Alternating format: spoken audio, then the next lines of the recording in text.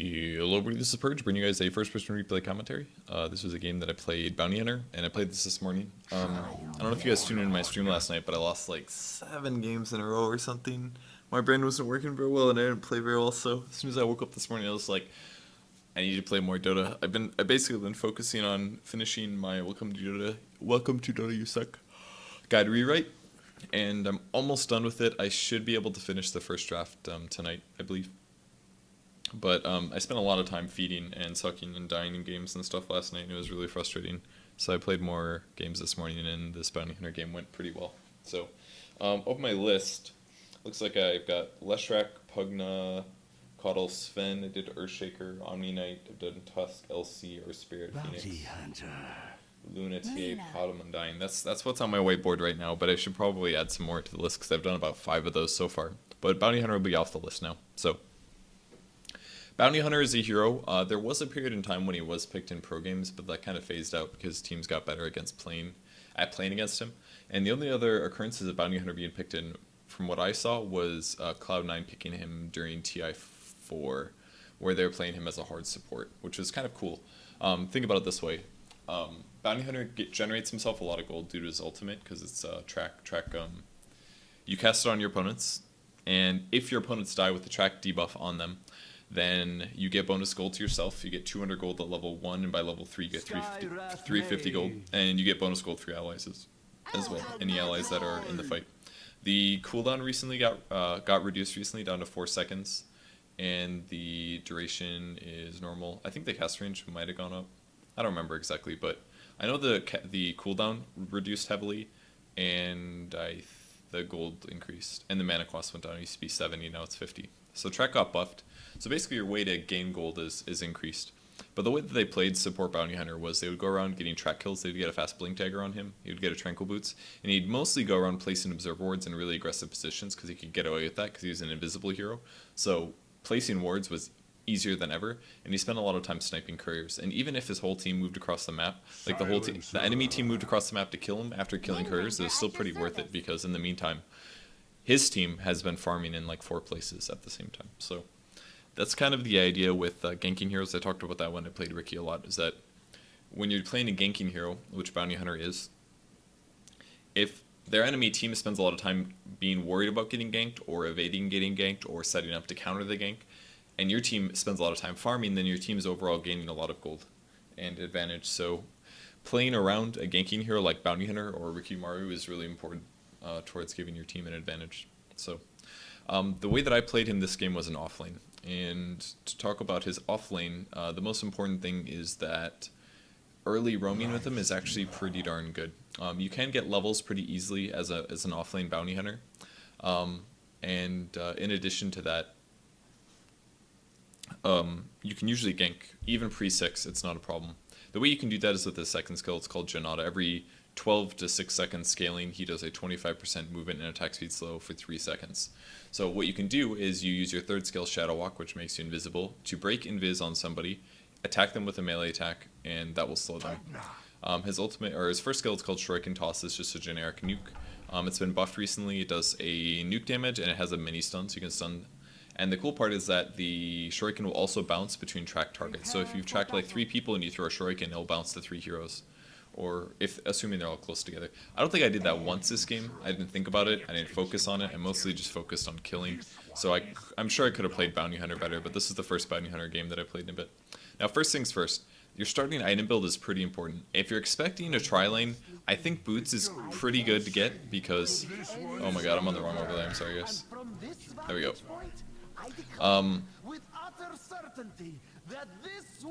Shut up, Skyra. Oh yeah, by the way, my new computer's arriving today, so if my doorbell rings, I have to go get it because it requires a signature, and if I don't get it today, then it would be delivered tomorrow. So, fair warning if I leave the room suddenly.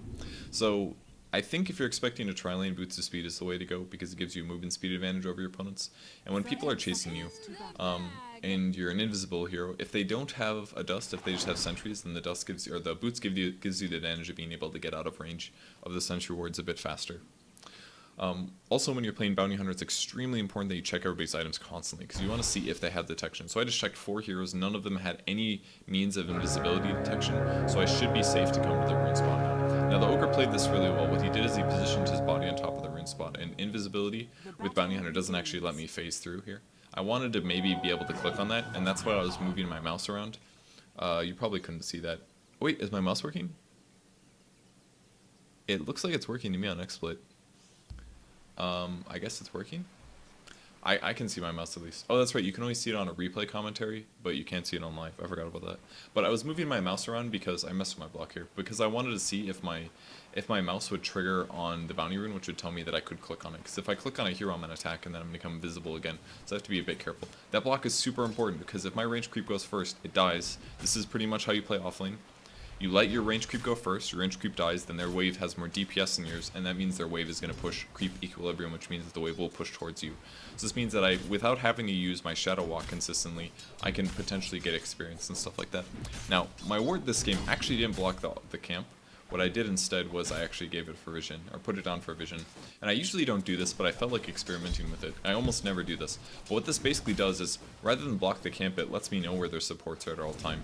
And if I know where their supports are, I should be able to a bit better predict roaming, and also do offensive things under my control, because I can see where my opponents are about to go, or what they're doing. So for example, I see that the Pugna is pulling, and maybe the Ogre is over there too. And that's not the worst, because what it gives me is, it lets me know that it's okay completely for me to go for last hits here.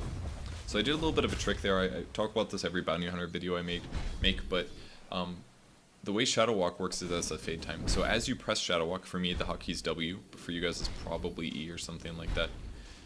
When you use Shadow Walk, you have a second to go invisible, and if you attack or cast spells during that 1 second, it doesn't matter, your Shadow Walk still goes off. Once the 1 second is up, then the invisibility is set in and you don't want to break it. So what you can actually do, if you want a bit of extra bonus damage, is within that 1 second after you press Shadow Walk, you attack a creep. And if you attack a creep, you get the bonus damage there, and then you become invisible. And then when you break the Shadow Walk again, you get another 30 damage. So you can actually get double the damage out of your invis move. Up to level 2, you can cast it twice, but once you get more than 2 levels of Shadow Walk, it becomes very difficult to get double the damage from Shadow Walk. So it's really good for Lastidian, for example. 30 bonus damage 30 bonus damage puts you up to about 85, which gives you a really good chance of getting last hit. So if I'm worried about getting contested, I can use Shadow Walk, hit the creep, and then I can use Shadow Walk again to hit a second creep. So I can get 2 CS out of it, essentially. That's what I can go for. In the meantime, the wave pushes forward. If they end up doing pulling, I can go over there to make sure that I can get some of the experience from the neutral creeps dying. And now I'm going to purchase my Orb of Venom. So Stout Shield is really good on Bounty Hunter too, but I felt like this was an okay example to get the Orb of Venom very rapidly. And the reason that I did get an Orb of Venom fast was because it allows me to roam whenever it's time to roam. So I've still got a lot of creeps pushed up towards me, so maybe this isn't the best time, but I actually did end up roaming over. And I don't know if this timing was right. I don't exactly remember what I was thinking here, other than the fact that I could roam. It's Alina mid, which is definitely a very gankable hero. She doesn't have an escape, she has a disable that's a bit hard to use, and as you're about to initiate, make sure you get a second Shadow Walk off. So I was getting ready to go, I was checking things, and then the Skywrath Mage ended up working, which is fine. And a couple nukes and a couple right clicks, we ended up getting the kill. That's really good for us. I don't get as much experience out of that as I would have been sitting in my lane, but it guarantees that my Shadow Fiend gets more gold gain and wins his lane a little bit harder. And that's actually the second time that the Lina has died this game. Yeah, she's died twice now, so that's a pretty big advantage for our mid lane. I wasn't really expecting the Skywrath Mage to be there, but if Lina came a little bit more farther forward, I would have also been able to get that kill. And I ended up using a Shuriken there to kill the neutral. That's completely fine to do. It cost me 115 mana, which is kind of a lot, but I had a Clarity Potion going, and more importantly, it gets me 60 gold and prevents them from having 60 gold, so it's more like a 120 gold swing, which is okay. That's about half of a gank, actually, if you think about it. That's not exact. A gank is actually a swing as well. It's more like 500 swing. But, you know, stealing little creeps like that for a little bit of mana is good. And this is one of the things that Bounty Hunter has to do to pull creep waves. Since he is a melee hero, it's difficult to pull the creep wave past the tower. So the safest way to do it is to use your Shuriken Toss. Now, the issue with me doing that is my mana is much lower now, but that's not the worst thing in the world. The more important thing is that I'm just keeping my tower up very rapidly. And that's actually one of the ways to counter a Bounty Hunter in the offlane, is that you just take the tower very rapidly, because he doesn't have a very good way of dealing with it. Because if I come up there and I hit the creeps, and if they actually had disables, like if they had ranged disables on their heroes, I would just get wrecked. because the troll could stun me, and then the Pugna, if the Pugna was a different hero, could stun me, and that would just be really bad for me. Missed quite a few of these last hits. So yeah, it's really important that you're able to pull the creep wave past the tower, because once you're past the tower a little bit, it gets more dangerous for your opponents to dive, because if they start attacking you, they're already within tower range. Whereas if I'm in front of my tower, like where I'm standing right now, and they start attacking me, they're going to get a lot of attacks before the tower even begins hitting them. It makes it a lot harder for me to stay alive as an offlane hero. So again, this is a little scary, but luckily the Ogre was far back, unlike the Pugna. If the Ogre had the Pugna's positioning, I very likely could have died there, because he would have been able to just initiate the stun, and Pugna would have blasted an axes, the whirling axes would have come out. So I tried to get the last hit here using the invis, I messed it up. I still have another last hit from this. And again, they're still pushing the wave, so I'm just going to continue staying here to pull the wave back. If they were being more conservative, if they were actually pulling the creep wave back with pulls and then continuing to free farm, I could probably go roam more.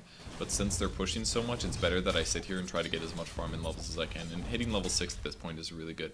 So I'm missing a lot of mana. I definitely can't roam from this, so it's important at this point usually to get items that allow you to facilitate roaming.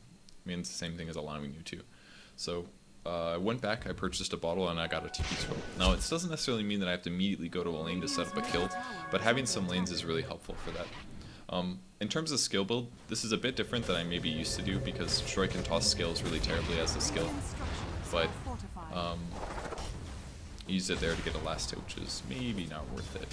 But I did have a couple bottle charges, so just giving some vision on people is really nice to have. So I'm sitting in Viz here, I'm continuing to check people's items to see if they have any detection. I was kind of hoping that somebody would come to my lane. That way they could maybe set up a kill here. Did not get the last hit, and they definitely did do a sentry on the ground here. And this looked like a pretty good chase opportunity here. The only problem is that I'm going to have to bottle up a little bit here to guarantee that I get this kill, and unfortunately Shuriken is like such an expensive spell. At this point it looked like he was going to be able to get that guy, so here we go, using the invis trick. It actually was very useful there. Now I'm going to end up dying, and the Skywrath ended up dying as well, but I'm pretty sure that we got 2 tracks off there, which means that I got a bonus 400 gold, and I don't think, yeah, I didn't get either of those kills, but look how much gold I had after that ended. I still had 400 gold, so the track really paying off there. Despite us going for 2 for 2, I still got like a 400 gold advantage. If we go back 10 seconds, I can probably see the fight recap. Look at this, 800 gold change.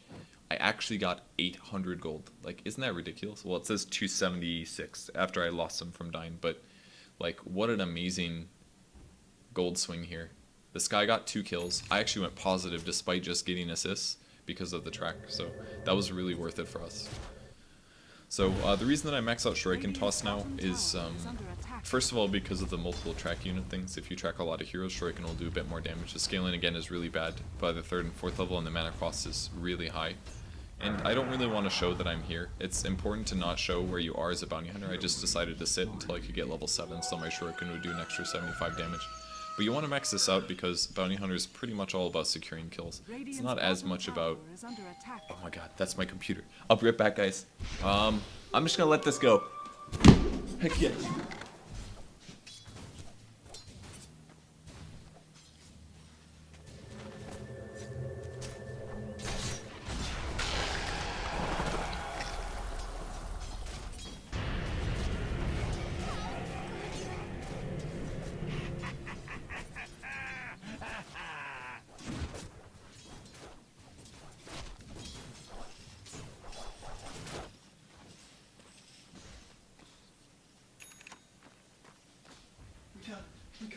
Alright, I'm back, guys. What'd you miss? I got a kill. Who did I kill? Oh, I killed Winder. Nice. I'm just gonna back up a little bit. She's been dead for a little bit.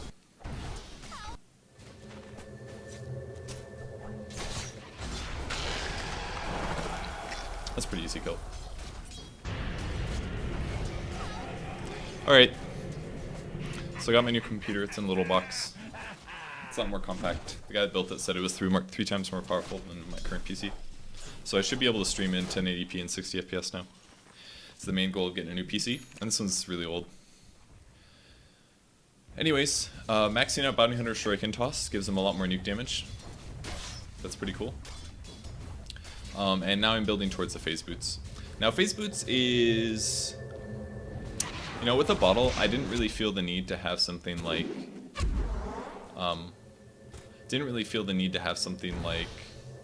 what's I saying, phase boots? Oh yeah, with the bottle I don't really need tranquil boots. If you're playing offlane bounty hunter, I don't really recommend getting tranquil boots anyways. And again, I'm just kind of checking items here. Got a rune coming up in 40 seconds.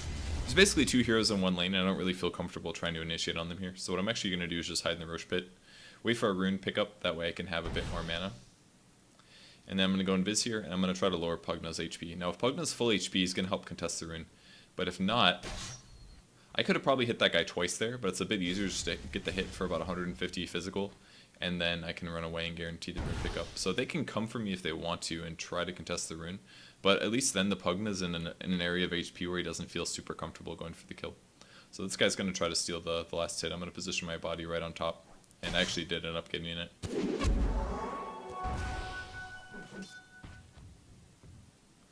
So usually at this point I get 2 levels of Shadow Walk, just so that if I do the combo, I get 2 hits of 60 instead of 2 hits of 30.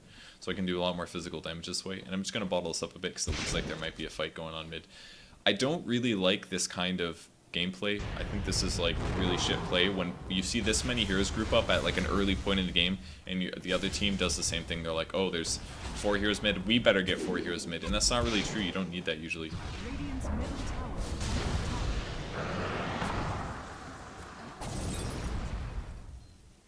Guys, super dead.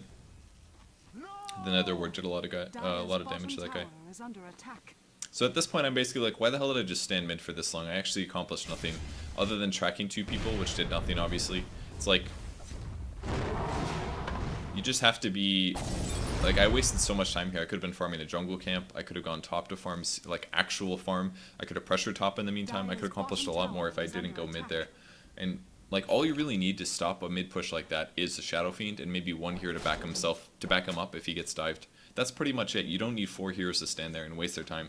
So that was super inefficient and not well played by either of our teams, myself included. I really shouldn't have even bothered going there.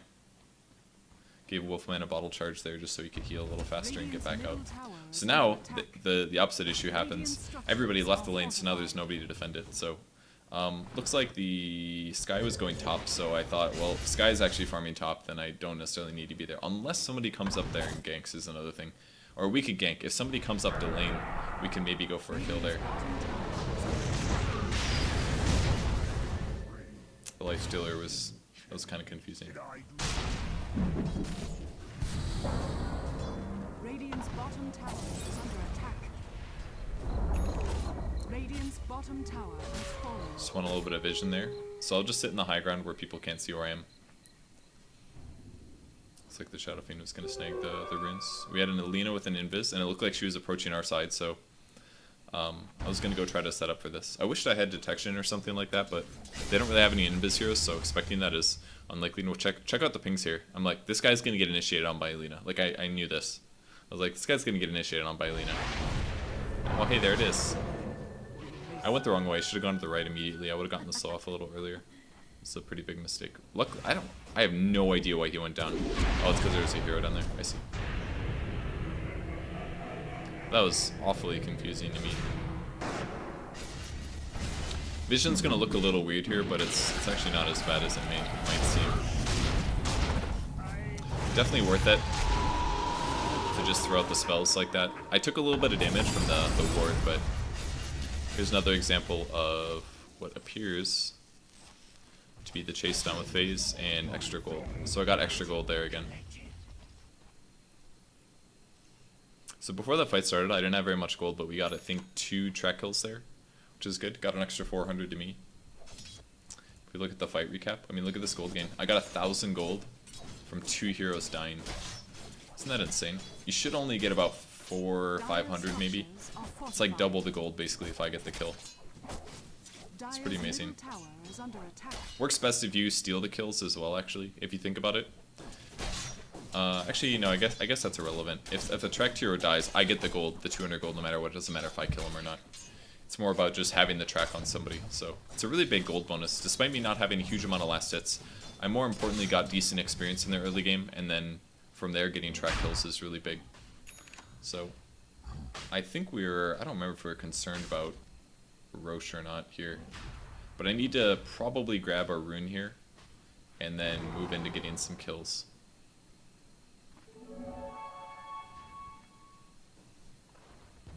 Tracking the Lena's pretty good because she's actually killable. The Ogre is really difficult to kill. And also, most importantly, just tracking one guy is going to get vision to your team in that area. So whatever that hero can see is what I can then see. Ooh, I came way too far up there. That was really bad. I easily could have got initiated on by better players. There's like some action going on over there. Oops, missed that last hit. And I'm going to use pretty much the rest of my mana tracking people up. So you have to be a little careful going track heavy because all of my trackings didn't really accomplish a huge amount other than just kind of watching where the enemy team was. So I burned all my mana pool. Not that I didn't take a power shot as well, but at this point you kind of have to go back to heal. This doesn't look good at all. Dire's bottom tower is under attack. I think his skill build was bad too. I think he went 1-4-4 or something like that. Should definitely max out Rage a lot faster than that. So while my team is all over there messing around, I thought I would be... Oh, I forgot about this. Dire's bottom tower is under attack. It's a good power shot by the Windrunner. They had a sentry there, and he missed his stun, but he was able to kill me. My HP is not very high yet. Are fortified. And my team continues to stand across the river from the other team and just stare at them, being like, what's gonna happen? What's gonna happen? And nothing ever happened. God, this part was like so frustrating. I was like, the Lifestealer could easily go in. Like, Lifestealer is actually good against those heroes. He's not very good against Windrunner, but against Alina, he's not bad. You just slow her and you turn your armlet on, you get 400 HP, and then you hit him and you do a lot of damage. It's not bad. I was really confused about that. Anyways, I'm buying a Dagon here. I genuinely believe that Dagon is the best item to get on Bounty Hunter now. In the past, Bounty Hunters would usually farm like Phase, Drum, and then they'd get like a BKB or something. That way they could chase somebody down in a team fight without getting stunned, something like that. But the reality, I mean, I don't think this is necessarily like pro capable or top tier or something like that, but in pubs it's very viable. And at first I was like, oh, this doesn't seem, he's got a Yules now, so I don't want to bother going for that because he could very easily disrupt me from chasing him. But the reason Dagon is so useful now on Bounty Hunter is because your gold gain has been buffed and buffed and buffed. And it's buffed to a point. I knew that the Lina was coming towards this guy Wrath. I pinged it here. This guy was not paying good attention. Look at this. Couldn't believe it. It's a good TP from the Lifestealer here. He already used his Yules, so it should be pretty easy. Look at that, I got 368 plus 221. Got so much gold there. It was actually insane. Let's see the fight recap. I got 789 gold. Just for the track. Like, trades are really good when you're playing Bounty Hunter. They're really good for your team. And again, gonna be looking to initiate. Again, the reason that Dagon is so good though is because you're getting a stupid amount of gold from track, which means you can leverage this gold to buy items that are overpriced in a way that don't have very good cost-benefit analysis. The reason that most people don't buy Dagon, especially why they don't upgrade Dagon in most cases, is because it's not cost-efficient to do so. One Dagon is useful. I mean, the reason you buy Dagon is so that you can get kills, obviously, but the reason that most people don't buy it, and they also don't buy 5 levels of it, is because you're spending an extra you're spending like another 5,000 gold to go from a Dagon 4 to a Dagon 5. That could be like a sheep stick, you know? Like, why would you spend 5,000 gold just to get double the effect of your Dagon when you could buy a sheep stick and have a sheep stick and a Dagon? You know, doesn't that seem a lot better? This guy's got a haste, by the way, so chasing him down is very, very unwise. Didn't quite want to checking for detection here. Actually didn't have it. Oh, always go for courier kills if you're Bounty Hunter. It's a one hit. Very, very easy, and immediately run away from your opponents. Now I could have gone down the hill here and then used invis, but I didn't want to reveal to them where I was running, so I thought it would be better to stop, go invis first, because I didn't think they were chasing me. So anyways, Dagon's finished. I now have a 325 damage nuke in my Shuriken Toss, and I have a 400 magic nuke with my Dagon. But I don't have enough mana for that right now, so I have to be a little careful. And Dagon 1 costs about 220 mana, so rather than sitting top for a bit, maybe could attract somebody first and then TP'd, but I thought it'd be better if I just went back, healed, bottled up, and got back out on the map to try to get a kill. So, because you're getting such a stupid amount of gold from your track, it's just a lot better, in my opinion, to spend your money on something that guarantees or gives you a better chance of getting a kill. And my GPM right now is probably ridiculous. My net worth is actually not the highest in the game. I'm sitting about middle of the pack. And the gold permitted is 321. It's actually not that amazing. I thought it was going to be better here. But it's not terrible. Definitely not terrible. When you're tracking people, make sure that they're just outside of your range. That way they don't turn around and fight you. Fortunately for me, I'm a bit out of position. I probably should have TP'd here. I should have been using phase boost my whole time. I was really late on this one. I'm gonna track off here. Usually you want to track the people that you're expecting to kill the easiest. And that's definitely one hero. The really nice thing about track in this case is that we're able to see our opponents.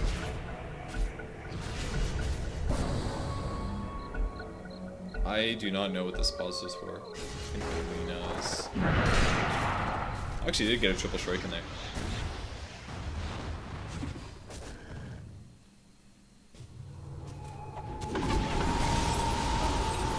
That was a really good SF ulti.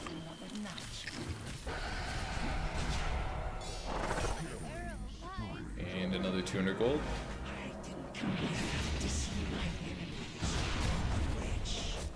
Yeah, one other effect of track, if you guys weren't aware, is that it actually increases your allies' movement speeds in the area. So if you're close to a hero that's tracked, you run faster. So it's actually really good to have Bounty Hunter in accordance with Lifestealer. It's a really good combo. You can also do ganks with it. Lifestealer could infest me, and I could go invis and then jump out on somebody, and we could just blow them up really rapidly. It's another option.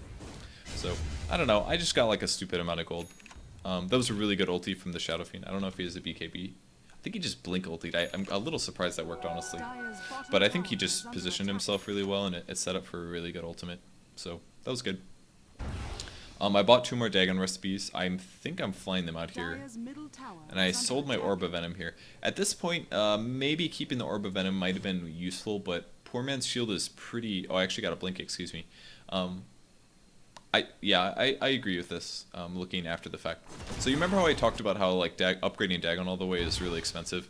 Well, it is, and usually it's a bit better to buy something else in the meantime. At least that's my opinion of it. Because if I would have gone straight for the Dagon 5, I would have had it a little earlier, but having a blink and then a Dagon 1 is a lot more utility and gives me a higher chance of surviving. So it limits my damage potential. I was pinging here because I figured that the Windrunner was going to the rune because I think she had an empty rune or something like that. So I said, go to the rune, go to the rune. Oh, we could see her as well. The important part. I'm trying to slow her here. And we do end up killing her. There's actually a lot of good synergy this game. I was really happy with our hero picks. The first synergy we've got is Track with Lifestealer. That works really well. The second synergy is Skywrath Mage with his Ancient Seal, which reduces magic resistance. And since I'm building Dagon and I have Shuriken Toss, that means whoever he silences are my targets. Like, that guy's silenced, he's going to take 30% more magic damage. That's a big increase in my DPS. So, got another kill and all of a sudden I have enough for another Dagon recipe. Like, it's actually obscene how fast this hero farms. It's actually incredible. Look, I'm the top GPM at the moment, and I have 32 CS, 33 CSs. This is probably the best thing about the Poor Man's Shield, by the way, much more so than the Orb of Venom, is that you can jungle really well with the Poor Man's Shield. It doesn't give you a lot of survivability, but just against neutral creeps, it means that every time you kill a camp, it's only going to cost you about 1 bottle charge instead of like 2 or 3 bottle charges. So the Poor Man's Shield, into the late game, or into the mid game, actually helped a lot, in my opinion. I thought it was good. Bounty has really high armor, so putting damage block on top of that means that his physical resistance is quite high, and his HP is not very high. Positioning is the safest way to play the hero. This was a bit of a mistake from Alina. And he ends up getting another kill. Good for him. So I actually was quite surprised how decent jungling was as Bounty Hunter here. It really was not that bad. Maybe a bit of a mistake to use my Dagon here because the cooldown is really long, but Helps me farm a little bit faster. And don't be afraid to farm occasionally when you are playing Bounty Hunter. The downside to showing myself in a lane like this is it tells my opponents where I am, so they don't have to be as scared. And I've done that a lot as well. Whenever I'm scared about a certain hero, I play really safe, and all of a sudden he shows on the map and I'm like, oh, he's way on the other side of the map. Then you go back to farming. So try not to show yourself as much when you're playing a support is really, or a Bounty Hunter or a ganker hero is really good. So even jungling here is probably better, at least assuming my opponents are smart in the way that they're predicting me to be. It's probably better if I farm jungle rather than lane. I get less gold, but it forces my opponents to be more scared, basically. So there's my Dagon 3 recipe, which I will now probably max out. I think I went straight to Dagon 5 here at this point. And again, still checking for items. I think that guy had a sentry, maybe a dust as well. I'm not sure. Offlane got killed on the bot lane here. Dire's bottom tower has been denied. So we've got the Windrunner over here. Just wanted to give her the slow. I saw Lifestealer was trying to lead her off, and I didn't agree with this. At this point, I was like, wow, he's chasing. I don't know. I didn't think this was very good. Especially when she gets the Windrun off right there. This is just stupidly dangerous. You know what I should have done is I should have tracked the Troll Warlord, because it would have given my Lifestealer 20% extra movement speed. He maybe could have lived because of that. And the dust ran out here. Because he blinked, I assumed that he had placed a sentry, especially based on his movements. So that's why Blink is so good. If I didn't have a Blink there, I was 100% dead. I would have gotten stunned by the Ogre. He might have had Ignite by then, and then the Troll could have killed me. Like, having Blink is just so useful. Oh, I actually messed up there. I didn't track that guy. Well, I got the gem here, but the problem was that. So I went crazy on that guy. He had the gem, so I jumped on him super hard. I was like, oh, I'm just gonna kill this guy. So I didn't track. That was the first mistake I made. So I actually got way less gold there than I should have. And the second mistake was that I didn't have my Dagon 3 recipe yet, because I'd been out of the base for so long. If I had my Dagon 3 recipe, he probably would have died without me attacking him. And he just would have. I could have had an extra time to escape, basically, I think. So, a couple mistakes there. My mechanics were okay this game, but not that good. I could have improved. Like, a lot of my little ganks and some of the things I did could have been more efficient in their timing. Like, they could have done my combo faster, or I could have blinked perfectly on top of them, or I could blink and then attacked faster. Like, shortening the amount of time that you spend doing your actions is going to mean that you have more time to DPS, or you kill somebody faster and they have less time to react. So being really crisp about that stuff is really important. Now, the reason I bought a set of Observer Wards here was because I wanted to be able to help my team get Observer Wards down. Again, because of the way that Pylai, for example, played support Bounty Hunter, I can go and place wards in really aggressive places, and in the meantime, I'm not even hurting my team because I'm actually helping my team scout out ganks. I'm helping look for ganks myself. Now, they do have a gem, so I have to be pretty careful here, but it's definitely not something that it's not like the end of the world or something. I think we had a super long pause here, and I was mostly AFK, and then I did a no integrity.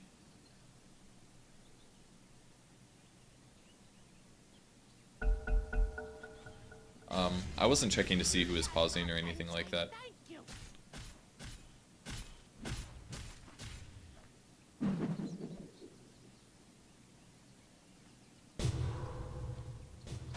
There was just this, Lena was there the whole time. She was very obviously AFK. I felt really bad afterwards, but I didn't realize until a bit later. So that'll be track. Got the gem as well. So yeah, Lena was AFK there, and the Pugna as well. I don't know where the Pugna was, but that was a pretty big gold advantage due to scumminess.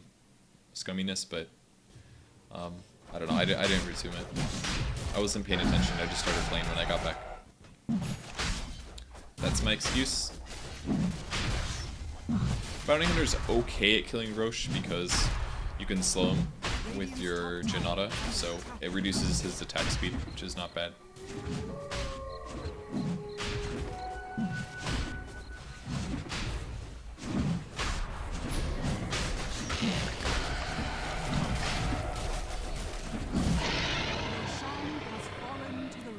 Lifestealer grabs the Aegis, which I think is fine there.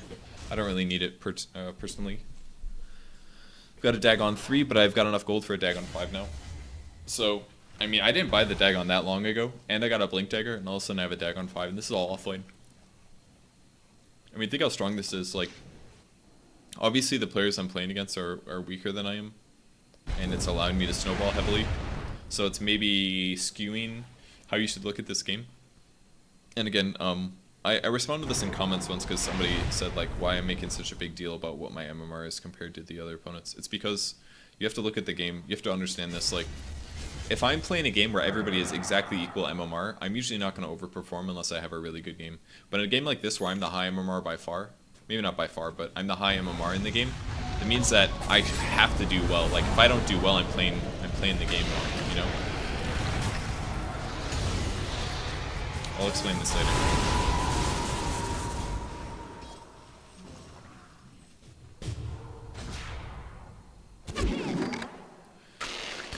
This is kind of dangerous.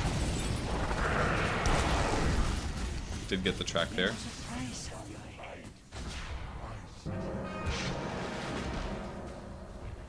So if I'm the high MMR, I'm going to do well no matter what hero I play, and it might give a improper representation of what playing the hero should be like. So this game, like, I'm getting a lot of kills and I'm doing well, but if I'm playing an equal MMR game, I'm probably not going to snowball as hard because the players, like, when my MMR is way higher than my opponent's, it's going to allow me to snowball harder. So I just want you guys to understand that, because I don't want to give you guys the wrong impression of how strong a hero is.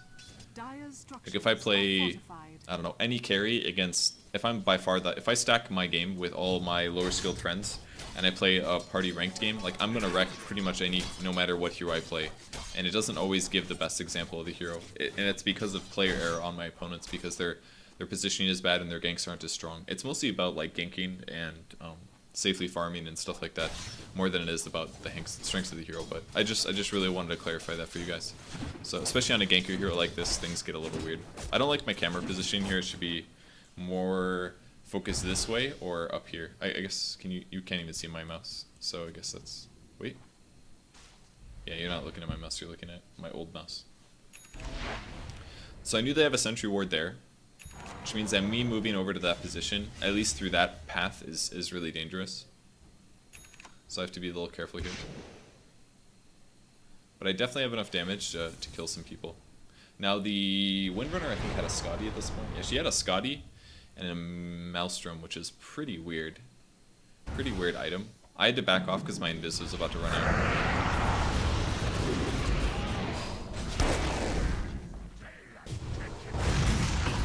Bad. The issue was that my invis wasn't back up, so as I initiated, I wasn't able to come back or go invis immediately afterwards. But if we look at the fight recap, guess who went positive? This guy, plus 182. Bounty is like the best hero for like dying and still making money. It's great. It's actually great. Probably, I mean, I don't think it's probably worth it because I'm actually giving my opponents a lot more than I'm getting. I got like 180 gold or something terrible, like 108, whatever it was. But my opponents get experience and they get a lot more gold than I do. So it's not really worth doing that, but it makes it a bit better for you personally. I ended up buying a Yasha. I panic bought that, but as I thought about it, it was actually a good purchase. And the reason is because I need more mobility so that I can weave in and out of fights, kind of like what I did there against the Pugna. I jumped in, I tracked him, and I dagoed him, so he died. But you need to be able to escape after that. That's the important part. If you can't also escape, then you're lowering your chances of contributing over a long team fight because you're just gonna die. So I'm gonna TP kind of close.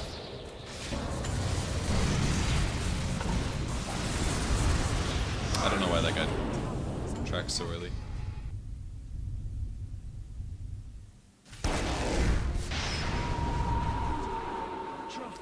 Set gem on the ground. Middle tower has fallen. I needed to look around more. I wasn't looking enough in this team fight. I didn't watch the whole other fight over there. I was about to escape. I should have blinked earlier. That was a really late blink. I'm sure we're going to go positive in that fight. Pretty close. I got about 2,000 gold out of that. Can you believe that? I got 2 kills, One of which was solo, essentially. I was probably solo gold in bounty. Like, I actually just got 2,000 gold, like 1,900 gold in that fight. I just spent most of my money on Yasha, and now I have a Manta style. Like, holy crap. So the reason Manta is kind of cool here is because it's a DPS item, first of all. If I initiate on somebody, I can Manta to do extra damage. If I get decrapified, I can Manta. If I get dusted, I can Manta off the dust and then go invisible afterwards. It gives me more options. It gives me more HP. It gives me more mana, all that stuff. My HP actually looks okay now, basically. So Manta is really good to have. You could argue that a BKB is a lot safer because it guarantees that I can't get stunned or things like that, but I think I saw the Pugna. I saw the Pugna earlier and I came through the jungle to try to find him. I messed this up really bad. I mean, I still got the kill, but like blinking I think was a little unnecessary there. But I knew he was there because I think I saw him farming in some lane. So I figured he's going to be deep in the jungle or something, and I went looking for him and I ended up finding him, so like, let's see how much gold I got from that. Oops. Sorry. I'm gonna look. I just got 766 gold, and he lost 320. That was a 1,000 gold swing that we just got for me getting that kill. Like, it's ridiculous. My gold per minute is now at the 550 mark, and I only have 62 CS. And here's another good way that you can use Manta. You can use it to push. I don't have that much. Actually, my base number is actually not bad. 148. Manta melee does 33%, so you're increasing your damage by about 2/3 as you activate that, plus they can tank for you. So I can use that to push lanes, I can use that to do tricky things. There's a lot of little things I can do.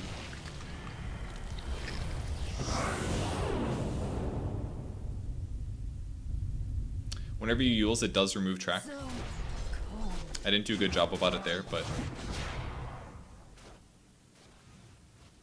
So he can always just Yules himself to remove the track debuff. That's close. And I'll just put a little bit of track on everybody here. I maybe should have gone invis, because just sitting invisible, it allows them to know exactly where I am. If I'm invisible, they might make a mistake. So at this point I said, alright, I should be invisible. I should probably move behind. This was a really bad blink.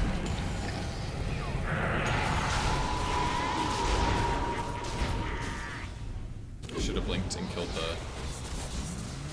Could have done that a little faster.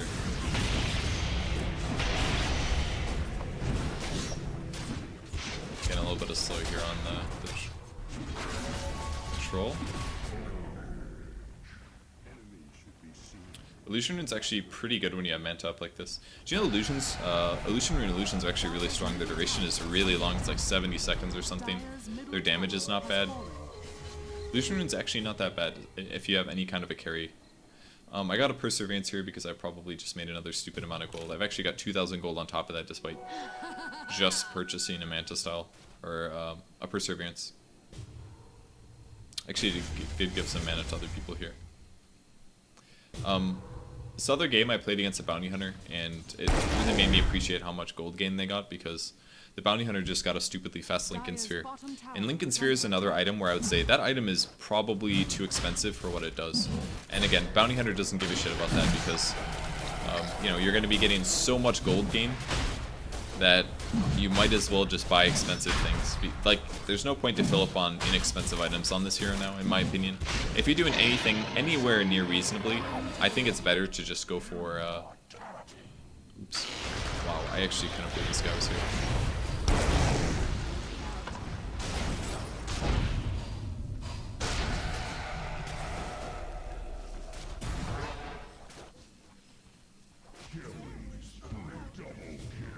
Like, I just made so much gold.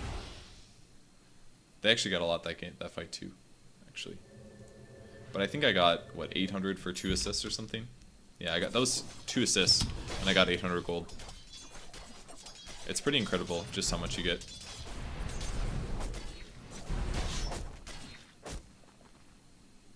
Alright, and that is my Lincoln Sphere.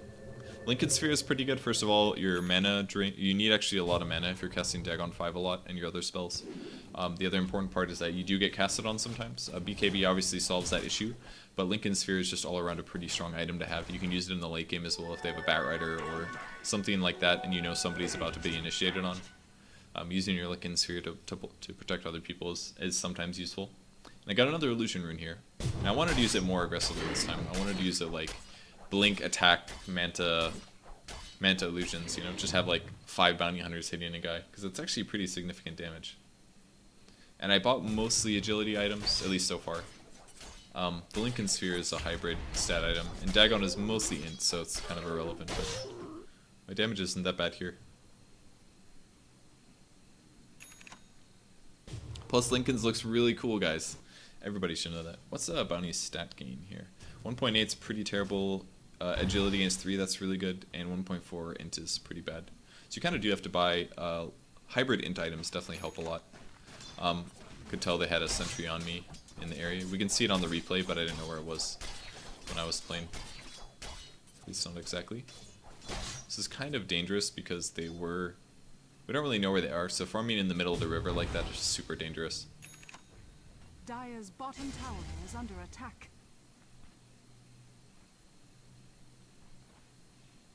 Now we kind of were just looking for where their team was. We didn't really know. I actually have no idea where their team is right now. Well, there's one. It's a gem.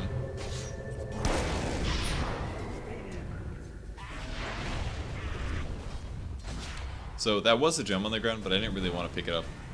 I wasn't that worried at this point about a gem. I have such gold advantage that it doesn't really bother me too much. And again, there's another good example to have a blink. You can initiate immediately and jump on somebody.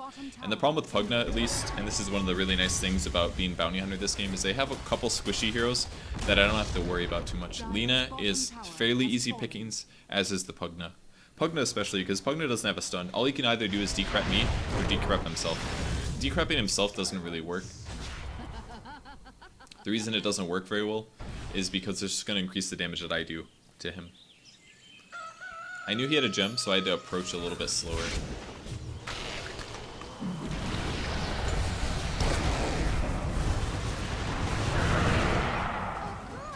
Got my track off there too. See how much gold we got here. Got 880. Saw the Pugna farming here. I actually messed up my track though. I clicked on the ogre. I could have gotten more gold there. But I still got like a lot of gold from it. Not that bad.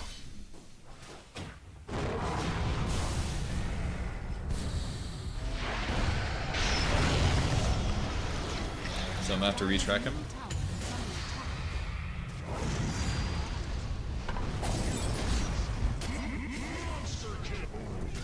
At this point I felt comfortable picking up the gem. Dire's middle tower is under attack. Dire's structures are fortified. But I really recommend Blink if you're playing Bounty Hunter. BKB is optional depending on the lineups. This is a pretty good game for BKB, but I feel like my opponents didn't really, I don't know, they kind of got really screwed over by the Blink. The Blink really messed them up. If I didn't have a Blink, I feel like a BKB would have been required. So if you don't get Blink, I really recommend getting a BKB. I don't have Blink for a few seconds here. I definitely kill stole that one. That guy was going to die without me. Dire's bottom tower has fallen.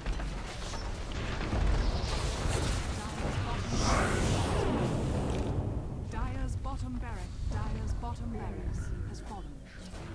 And now I have 6,000 gold. And I was like, hey, I have 6,000 gold. Like, look at the GPM. 714 GPM, isn't that obscene? Like, that's actually so crazy. I just dropped the gem, didn't matter. I was like, what's the gem gonna do? And at this point, you can pretty much buy whatever you want, but I think if you have a Dagon 5, getting an E-Blade is really, really, really worthwhile. It is, like, extremely worthwhile here. Because this allows me to increase my burst damage by a significant amount. What a force. Fortunately, you couldn't save Wolfman there, but that's the combo basically. E-Blade, well, you gotta track first, or during it. Tracking is important.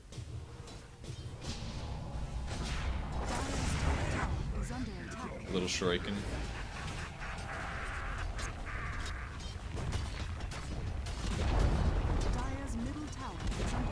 Like, we just got 2 kills and a courier. All because of the gem. It was great. And again, the E-Blade Dagon, giving us about 840 damage for a Dagon 5 is pretty good. I mean, look at that, and I have another 6,000 gold. Isn't that insane? Like, I actually had 790 GPM. If you just get kills with this hero, it's insane. It's like, it was really fun playing this game, honestly. Like, killing people and getting this much gold is actually crazy. So, I don't know. I could definitely see Bounty Hunter become more of a pub hero, but the problem is that if you get behind, the hero kind of sucks, because if no kills happen, then you're not getting any gold. So it's very important that you're at least trading kills with your opponents for Bounty to be worthwhile. And a lot of the times, if your opponents are smart and they have good Sentry Road protection and you make a couple mistakes, then it becomes really hard to snowball. But once you get like a Blink and a Dagon, especially at the timer that I got it, and especially against the squishy-ish heroes that I was fighting against, like Lina and Pugna, like I didn't have that much of a hard time. And I didn't even play that well, honestly. I was mostly just using Blink Dagon the whole game to get kills and stuff like that. So that's it for the game. I hope you guys enjoyed. That's Bounty Hunter. I'm probably not going to stream tonight because I'm going to probably set up my PC and finish the guide. But thank you all for watching today, and I will see you later. Bye.